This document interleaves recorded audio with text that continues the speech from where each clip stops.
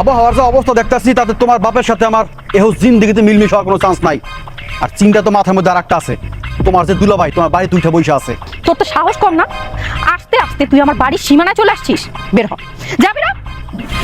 সাহসের কি দেখছো? হ্যাঁ সরি সোনা, আজকে তো আমি একা যাইতে আসি নাই, তোমার সাথে কইরা এখান থেকে নিয়ে যাবো। কাজী বসাই রেখেছি, বাসর করো রেডি, চলো।